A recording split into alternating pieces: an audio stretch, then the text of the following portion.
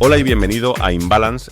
En el vídeo de hoy no vamos a analizar ninguna empresa, en su lugar vamos a hablar de lo conocido como independencia financiera. Vamos allá.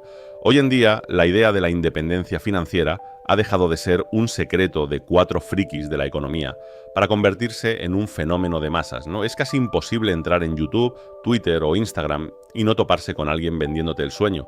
La idea de poder llegar a vivir de tus ingresos pasivos, de que el dinero entre en tu cuenta sin que tú tengas que fichar en una oficina de 9 a 5, ser libre en el sentido más estricto de la palabra para decidir en qué inviertes tu activo más valioso, tu tiempo. Pero antes de nada, recuerda darle like y suscribirte si te gustan los vídeos sobre esta temática.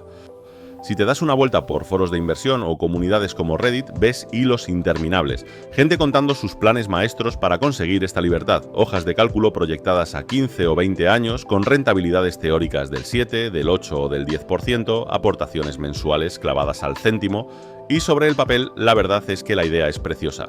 Los números en un Excel siempre cuadran. Las celdas no sufren imprevistos, ni despidos, ni crisis globales, pero bajando al mundo real, al asfalto, ¿realmente es posible conseguirlo? ¿Se puede conseguir la independencia financiera para la mayoría de la gente?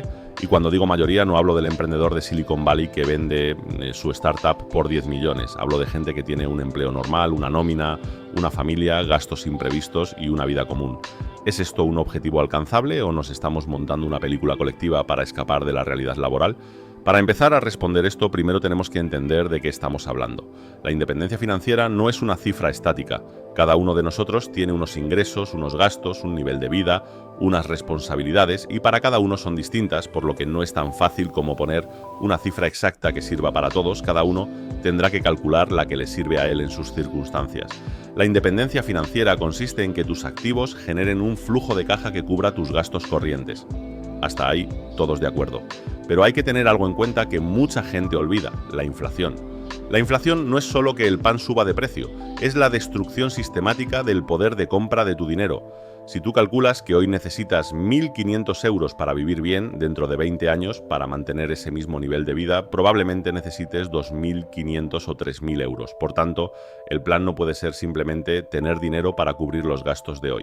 Si tu estrategia es ir comiéndote el capital principal para sobrevivir, no eres libre financieramente, simplemente estás en una cuenta atrás hacia la bancarrota. Estás calculando el día exacto en que te quedarás a cero. El verdadero objetivo es preservar el capital, que tu dinero genere rendimientos suficientes para pagarte la vida y que el sobrante se reinvierta para que el capital crezca al mismo ritmo que la inflación. Solo así el sistema es sostenible. Dicho esto, entremos en la mecánica. ¿Cómo se consigue? Vamos a usar las definiciones que propone Robert Kiyosaki. Un activo es aquello que pone dinero en tu bolsillo, acciones, bonos, inmuebles alquilados. Un pasivo es lo que te lo saca, tu coche, suscripciones, deudas de consumo. La lógica tradicional te dice gasta menos, ahorra más. Y ves a gente obsesionada con el latte factor, la idea de que si dejas de tomar café en la calle te harás millonario. Seamos serios. La realidad es que vas a poder disminuir tus pasivos y tus gastos hasta un cierto punto. Tienes un suelo, vivir, vas a tener que vivir, tienes que comer, tienes que pagar la calefacción en invierno, tienes que vestirte y de vez en cuando querrás tener algo de ocio porque no somos robots. Llega un punto en el que recortar más gastos no es ahorro, es miseria. Y eso no es sostenible mentalmente. Sin embargo, y esta es la clave que cambia la mentalidad de escasez a la de abundancia, ¿no? Los ingresos no tienen límite, o al menos teóricamente no lo tienen. Un sueldo tiene un tope, sí, pero puedes tener un sueldo mejor, puedes tener un negocio paralelo, puedes vender servicios en Internet, puedes invertir. La mayoría de la gente dedica el 90% de su energía a intentar ahorrar 50 euros más en la factura de la luz, cuando deberían dedicar esa energía a ver cómo pueden ingresar 500 euros más al mes. El ahorro tiene un límite matemático, no puedes ahorrar más de lo que ganas. El ingreso es escalable. Ahí es donde está la verdadera aceleración hacia la libertad, el conseguir distintas fuentes de ingresos. En mi caso, he conseguido tener 6 fuentes de ingresos, 3 de ellas casi completamente pasivas. Ahora bien, hay que poner todo esto en el contexto de tus circunstancias personales. Me da mucha rabia cuando veo consejos financieros genéricos porque finanzas personales lleva la palabra personales por algo. La velocidad a la que puedes conseguir esto depende en gran medida de tus circunstancias personales. No tiene nada que ver la capacidad de maniobra de un chico soltero de 22 años que vive en casa de sus padres, que no tiene personas a su cargo y que puede destinar el 90% de su sueldo a comprar acciones, con la situación de un padre o madre de familia de 40 años, con 2 hijos, gastos escolares, seguros y una hipoteca. El joven tiene el tiempo y la falta de gastos a su favor. El adulto suele tener mayores ingresos por experiencia laboral, pero unos gastos estructurales mucho más rígidos. Por eso, no te frustres si ves a un chaval de 20 años con una cartera enorme en Twitter. Cada uno juega con las cartas que le ha repartido la vida en ese momento y la estrategia debe adaptarse a ti, no tú a la estrategia. Y ya que se ha mencionado la hipoteca, quiero pararme aquí un buen rato. Este es uno de los temas más polémicos en el mundo de la educación financiera. El mismo Robert Kiyosaki, de Padre Rico, Padre Pobre, lleva décadas repitiendo como un mantra que tu casa es un pasivo. Su argumento es que como la casa no te paga dinero cada mes, sino que te lo quita, hipoteca, IBI, reparaciones, es un pasivo. Desde un punto de vista estrictamente contable, de flujo de caja, tiene razón. La casa saca dinero de tu bolsillo. Pero yo creo que esa visión es incompleta y peligrosa para la persona de a pie. Vamos a ver, en algún sitio tienes que vivir y la mayoría de los mortales no nacemos con una casa ya pagada. Si tienes la suerte de no tener que pagar una casa porque ya tienes una por herencia o cualquier circunstancia, enhorabuena. Ya tienes una gran parte del camino hecho hacia la independencia financiera, pero para el resto, si no tiene una casa en propiedad, va a tener que pagar un alquiler. Y el alquiler es, financieramente hablando, un interés del 100%. Es dinero que quemas cada mes para tener un techo y que no construye nada de patrimonio para ti, desaparece. Para mí, la vivienda habitual es un activo defensivo fundamental. ¿Por qué? Primero, porque es un escudo contra la inflación de los alquileres, ¿no? Si tú firmas una hipoteca a tipo fijo, sabes lo que vas a pagar dentro de 15 años, ¿no? El que vive de alquiler está expuesto a que el mercado le suba el precio año tras año. Segundo, porque estás comprando un bien real con la deuda más barata que existe. Ningún banco te va a prestar dinero al 2% o 3% para comprar acciones de Amazon, pero sí te lo prestan para comprar una casa. Y tercero, piénsalo a largo plazo. El que tenga la suerte de llegar a la jubilación o a esa ansiada independencia financiera con la casa totalmente pagada, tiene sus necesidades vitales cubiertas con muy poco dinero. Ese gasto masivo que desaparece de la ecuación es lo que realmente te da libertad. Pero dejemos la teoría y vayamos a lo que nos gusta, los números, la chicha. ¿Cuánto dinero hace falta realmente para decir soy libre? Voy a hacer unos cálculos, primero basándonos en un escenario agresivo y optimista, utilizando instrumentos de rentas altas como ETFs de opciones, tipo HEPC o HEPI, que buscan maximizar el flujo de caja. Vamos a suponer, siendo prudentes dentro de lo agresivo, una rentabilidad bruta del 7% anual. Empecemos por abajo. Imagina que quieres un extra de 200 euros al mes. Esto no te retira, claro. Pero 200 euros pagan la luz, el agua y el internet. Te quitan esa ansiedad de las facturas básicas. Para conseguir esto al 7% necesitas tener invertidos unos 34.000 euros. Realmente no es esta cifra, es más. Y luego os explicaré por qué. Subamos la apuesta, 500 euros al mes. Con esto ya cubres la comida del mes de una pareja o la letra de un coche modesto. Ya empieza a notarse en tu calidad de vida. Para esto necesitas un capital de unos 85.000 euros. Vamos a palabras mayores, 1.000 euros al mes. En muchas ciudades esto es un sueldo base. Si tienes la casa pagada, con 1.000 euros al mes se puede sobrevivir sin trabajar. Para lograr esto necesitas una cartera de 170.000 euros. Finalmente, el objetivo dorado para muchos, 2.000 euros al mes. Con esto, una persona normal vive dignamente, cubres gastos, ocio y vives tranquilo. Pues bien, la cifra teórica que necesitas acumular con este rendimiento son unos 340.000 euros.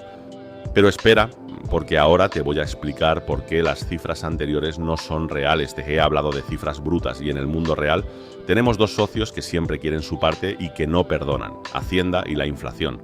Además, hay que tener en cuenta que un 7% limpio año tras año es un rendimiento muy elevado y arriesgado. Si quieres seguridad total, la cifra estándar de la industria es la regla del 4%. Luego están los impuestos. En España, por las rentas del ahorro, vas a pagar alrededor de un 19% o 20% de media. Si tú ganas 2.000 euros brutos, Hacienda se queda 400 y a ti te llegan 1.600. Y por último, la inflación. Si tenemos una inflación del 3% anual, tu dinero vale un 3% menos cada año. Si te gastas todo el rendimiento, te estás empobreciendo. Así que vamos a rehacer el cálculo de los 2.000 euros mensuales, pero esta vez, de verdad, a prueba de balas. Queremos 2.000 euros netos en el bolsillo. Eso significa que necesitamos generar unos 2.500 euros brutos para pagar a Hacienda. Y además necesitamos que nuestra cartera rinda un 3% extra para que el capital crezca y no nos coma la inflación, más el 4% que retiramos para vivir de forma segura. Si metemos todo esto en la coctelera, impuestos, inflación y tasa segura de retiro, la cifra cambia radicalmente. Para tener esos 2.000 euros limpios hoy y siempre, ya no necesitas 340.000 euros. Necesitas acercarte a los 850.000 o 900.000 euros. Casi el triple de lo que pensábamos al principio, ¿no? Estas cifras realmente dan miedo, pero esta es la cruda realidad del sistema fiscal y monetario en el que vivimos. Y bueno, te estarás preguntando, ¿cómo puedo calcular esto para mi caso concreto? Tan solo tienes que coger la cantidad mensual que quieres ganar, digamos 1.500 euros, la multiplicas por 12 para saber cuánto es al año. 1.500 por 12 es 18.000 euros. Y esa cifra anual la divides entre la rentabilidad real que esperas obtener, puesta en decimales, por ejemplo, el 10%, 0,04 para el 4%, y nos daría que necesitaríamos tener invertidos unos 450.000 euros. Pero recuerda, esta sería la cantidad bruta, es decir, no cubrirías ni la parte de Hacienda ni la inflación. Si quieres calcularlo teniendo en cuenta estos gastos, o bien aumentas la rentabilidad poniendo un 7% u 8% esperado en lugar de un 4%, o bien aumentar en un porcentaje equivalente el importe que necesitamos tener invertido, un lío. Cuando ves cifras tan grandes te entra el vértigo y probablemente el desánimo, piensas que nunca llegarás a tener tanto dinero ahorrado. Parece inalcanzable si ganas un sueldo normal. Pero aquí es donde entra el concepto más potente de las finanzas, el efecto bola de nieve. Lo más difícil, lo que te va a costar sangre, sudor y lágrimas, es conseguir los primeros 30.000 o 50.000 euros. Ahí es todo esfuerzo tuyo, es todo ahorro y trabajo, pero una vez que tienes ese núcleo, el dinero empieza a generar su propio dinero. Esos intereses, si no te los gastas y los reinviertes, se suman a tu capital. Llegará un momento en el que el dinero generado por tus propias inversiones sea más que las aportaciones nuevas que haces. Y ahí es el punto en el que empiezas a ver posible conseguirlo, un subidón que te da fuerza para seguir con tu objetivo.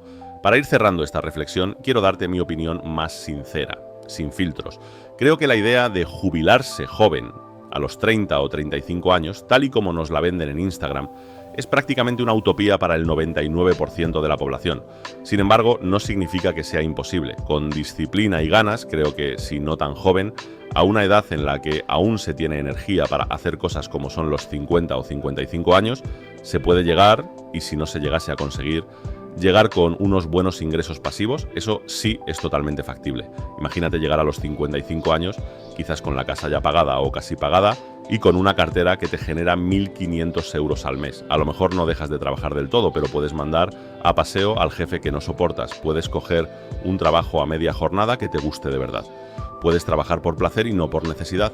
Esa es la verdadera independencia financiera realista. La capacidad de decir no. Y por último, quiero hablaros del apalancamiento de la deuda. A través de la deuda es posible acelerar el proceso de forma exponencial. Pero claro, algo así conlleva un gran riesgo, por lo que hay que estar muy seguro y confiado de lo que se hace en todo momento. Matemáticamente, si tú tienes 10.000 euros y ganas un 10%, ganas 1.000 euros. Pero si usas esos 10.000 como entrada y pides prestados otros 90.000 al banco para comprar un activo de 100.000 y ese activo sube un 10%, has ganado 10.000 euros. Has doblado tu capital inicial en una sola operación. La mayoría de la gente usa este apalancamiento sin darse cuenta al comprar su casa, pero los inversores más agresivos lo usan en bolsa o en negocios inmobiliarios para acortar los plazos. Es la forma en la que los ricos se hacen más ricos, usando el dinero de otros, pero repito, conlleva un riesgo mucho mayor. Si las cosas van mal, la deuda te puede hundir. En resumen, la independencia financiera existe, es posible, pero no es un sprint de 2 años viendo vídeos de motivación, es una maratón de 10 o 20 años de disciplina, de entender cómo funciona el dinero, de comprar activos y sobre todo de tener paciencia, mucha paciencia. Y bueno, hasta aquí mi reflexión sobre la independencia financiera. ¿Qué te ha parecido este nuevo formato de vídeo? Dímelo en los comentarios. Si este análisis te ha aportado valor, agradezco mucho que te suscribas y le des a like. Recuerda, siempre balance, nunca imbalance. Nos vemos en el próximo vídeo.